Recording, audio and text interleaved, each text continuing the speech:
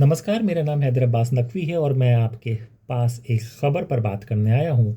ये ख़बर आप लोगों से जुड़ी हुई है क्योंकि हम सब भारतीय हैं और हम सब चुनाव में शिरकत करते हैं, चुनाव में वोट डालते हैं और अपने पसंद के कैंडिडेट को चुनते हैं और हमें उम्मीद होती है कि कैंडिडेट हमारे लिए काम करेगा और इसलिए पूरी एक प्रक्रिया होती है और हम अपने कैंडिडेट को लेकर आते हैं। उसके लिए वोटिंग होती है। तो अभी हम जो वोटिंग की बात कर रहे हैं वो इसलिए बात कर रहे हैं क्योंकि आजकल देश में ईवीएम पर चर्चा बहुत ज़ोर से होने लगी है। ये चर्चा क्यों शुरू हुई? ये चर्चा शुरू हुई हरियाणा चुनाव के बाद से। जी हाँ, दो जगह दो राज्यों पे चुनाव हुए थे। एक जम्मू एंड कश्मीर में जहाँ पे उमर अब्दुल्ला ने शपथ ले ली है। एक हरियाणा में चुनाव हुए थे। हरियाणा का चुनाव अटक गया था और हरियाणा के चुनाव में नायाब सिंह सैनी ने अभी शपथ ले ली है। लेकिन जब हरियाणा का चुनाव का रिजल्ट आया वो बहुत ज़्यादा लोगों को निराश किया क्योंकि सबको उम्मीद थी, ज़्यादातर हरियाणा वासियों को उम्मीद थी, वहाँ पे जाट बेल्ट और दूसरे समुदाय को उम्मीद थी कि इस बार भाजपा सरकार नहीं बनाएगी क्योंकि उसका पिछले 10 साल का कार्यकाल अच्छा नहीं था और उसने बेरोजगारी, किसान, इन सब पर कोई काम नहीं किया था और इस तरह के सर्वे भी आने लगे थे। लेकिन ऐसा हुआ नहीं। 8 तारीख को रिजल्ट आया। पहले बैलेट पेपर से काउंटिंग हो रही थी तो लग रहा था कि जो लोगों ने मन बनाया था कि भाजपा को नहीं बनाएंगे वो सही था और चुनाव में सही आ रहा है और कांग्रेस सरकार बना रही। लेकिन जब ईवीएम शुरू हुआ तो सब कुछ पलट गया। इसको लेकर सरकार के जो पार्टियां थीं वो सब भी बड़े निराश हुए और ईवीएम पर फिर बात होने लगी। वो लोग सुप्रीम कोर्ट गए, ईवीएम इलेक्शन कमीशन पे शिकायत की। इलेक्शन कमीशन के राजीव कुमार ने फिर एक बहुत बड़ी प्रेस कॉन्फ्रेंस की और जिसमें बताया कि ईवीएम मशीन आती है चुनाव से पहले, एक जगह रखी जाती है, फिर जब चुनाव के दिन होते हैं तो यहाँ से ईवीएम मशीन पोलिंग बूथ पर जाती है। पोलिंग बूथ पे पूरे दिन वोटिंग उस ईवीएम मशीन से होती है। फिर जब वो ईवीएम मशीन पे वोटिंग ख़त्म हो जाती है ये वापस एक सेंटर पे आती है और यहाँ पर रखी जाती है और फिर जब काउंटिंग शुरू होती है तो यहीं से ये मशीन जाती है और काउंटिंग सेंटर पर जाती है और वहाँ पर काउंटिंग होती है। तो लोगों ने पूछा तो क्या? कहने लगे कि ये इसलिए कहा जा रहा है कि ये जितना भी प्रोसेस है, जी हाँ, जहाँ से वोटिंग मशीन ईवीएम आई, ईवीएम सेंटर पे गई, वहाँ पे वोटिंग हुई, फिर वापस आई और फिर काउंटिंग सेंटर पे गई, इन सब के दौरान हर पार्टी के नुमाइंदे होते हैं। तो इसलिए फेरबदल, छेड़छाड़ होना पॉसिबल नहीं है। ये उन्होंने कहा ये बात और तो लोगों को समझ में आई कि हाँ भाई, जब लोग हैं तो ऐसा नहीं है। लेकिन अब तहलका तब मच गया जब इलॉन मस्क, जी हाँ, जो टेक्नोलॉजी के गुरु माने जाते हैं, यहाँ से लेके दुनिया से लेके अंतरिक्ष तक का जिनको ज्ञान रहता है, उनका एक बयान आता है। उनका बयान क्या होगा वो मैं आपको थोड़ी देर में बताऊंगा। लेकिन उसके बाद राजीव कुमार ने क्या कहा वो सुनिए। तो राजीव कुमार अब कह रहे हैं कि ये सब होता है तो यहाँ पर कोई भी धांधली नहीं हो सकती।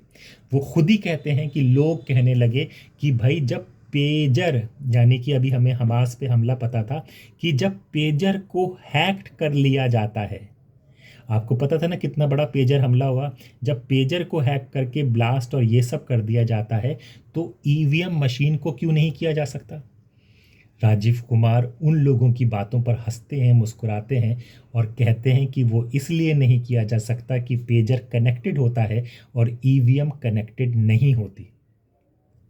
अब इस पर चर्चा होती है तो यहाँ पर होता है और यही बात ये कांग्रेस पार्टी और विपक्षी दल सुप्रीम कोर्ट लेके जाते हैं और सुप्रीम कोर्ट में उनको बहुत बड़ी फटकार पड़ती है।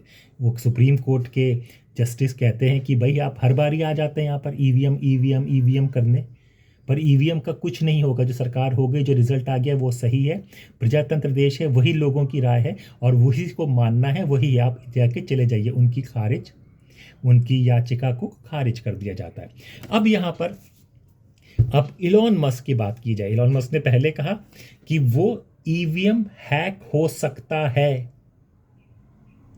जो कहा गया था कि नहीं हो सकता वो हैक हो सकता है। तो उनको बताया गया कि कैसे हैक हो सकता है। कहने लगे कि आप हमको टेक्नोलॉजी मत सिखाइए, टेक्नोलॉजी के बारे में तो मुझे मत बताइए। और ईवीएम हैक करना बाएं हाथ का खेल है। कोई इतने बड़ी बात नहीं है कि ईवीएम हैक नहीं हो सकता। ईवीएम 2 मिनट में हैक हो जाएगा। टेक्नोलॉजी को टेक्नोलॉजी ही काटती है। तो इसलिए जो ये कहते हैं लोग ईवीएम हैक नहीं होगा, वो गलत कहते हैं। वो एकदम सरासर होते हैं। ईवीएम कभी भी किसी भी वक्त हैक किया जा सकता है। और कई टूल हैं आजकल, आर्टिफिशियल इंटेलिजेंस है और भी कई तरह की चीज़ें हैं जिस पर ये चीज़ कही गई है कि ईवीएम हैक हो सकता है। और उन्होंने कहा कि चुनाव के बारे में जब इलॉन मस्क से पूछा तो उन्होंने ये कहा कि ईवीएम से आपके ट्रांसपेरेंट चुनाव नहीं हो सकते। अगर आपको चुनाव कराने हैं तो उसके लिए सबसे बेहतर, जी हाँ फिर से सुनिएगा, कि उसके लिए सबसे बेहतर बैलेट पेपर ही है। ये बैलेट पेपर की बात आपको जब आई है तो हम आपको बता दें कि जब 2024 का लोकसभा चुनाव हुआ था तो अखिलेश यादव से पूछा गया था कि अब तो आप ईवीएम पे दोष नहीं लगाएंगे, अब तो आप लोग जीत कर आए हैं, अब तो यूपी में सबसे ज़्यादा आपकी नंबर सीट आई हैं।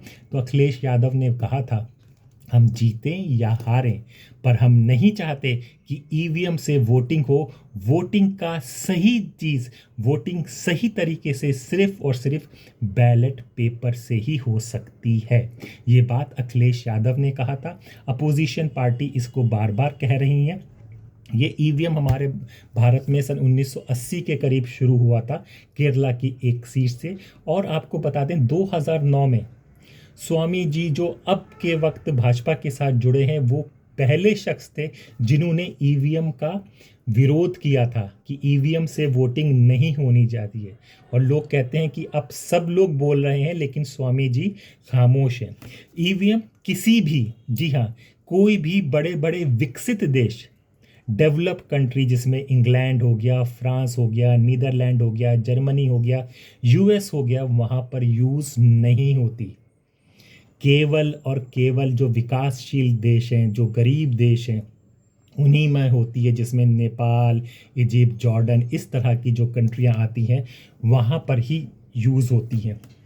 पर हमारा जो इलेक्शन कमीशन है, हमारा जो इलेक्शन कमीशन है राजीव कुमार के नेतृत्व में जो काम कर रहा है, उनका ये कहना है कि कोई धांधलेबाजी नहीं हो सकती। और वहीं एक जो टेक्नोलॉजी एक्सपर्ट है जिसने अपने आप को स्थापित कर दिया है, जिसको लोग टेक्नोलॉजी गुरु के नाम से जानते हैं, जिसको लोग कहते हैं कि टेक्नोलॉजी अगर किसी को समझनी है, क्या टेक्नोलॉजी में डेवलपमेंट हो सकता है, वो सिर्फ इलॉन मस्क है। मोदी जी ने भी जिनकी प्रशंसा की हुई है, वो इलॉन मस्क कह रहे हैं कि सिर्फ वोटिंग के लिए सिर्फ और सिर्फ बैलेट पेपर ही है।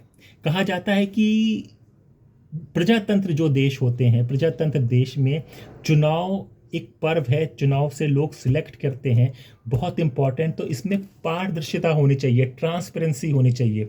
उसमें एक मुद्दा को हम लोग ख़त्म क्यों नहीं कर रहे कि अगर ईवीएम बार बार एक मुद्दा बनकर आ रहा है, इसमें बार बार 6 अक्टूबर का बयान लोगों को ध्यान में आता है, जब हमारे मुख्यमंत्री, हरियाणा के मुख्यमंत्री जिन्होंने दूसरी बार मुख्यमंत्री पद की शपथ ली है, उन्होंने कहा था कि भाजपा जीतेगी और अपोजिशन पार्टी कांग्रेस ईवीएम पर तोहमत लगाएगी, ईवीएम का दोष बताएगी।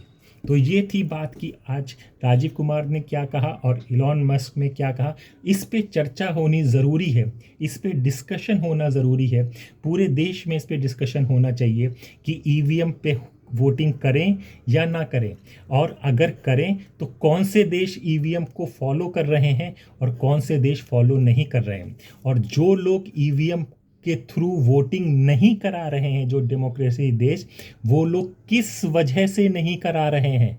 जहाँ पे ईवीएम इन्वेंट हुआ वो लोग नहीं करा रहे, हम तो बाद में आए हैं, उन लोगों ने मना कर दी है, तो उसका क्या कारण था ये जानना भी बहुत ज़रूरी है और इस पे भी चर्चा होनी चाहिए।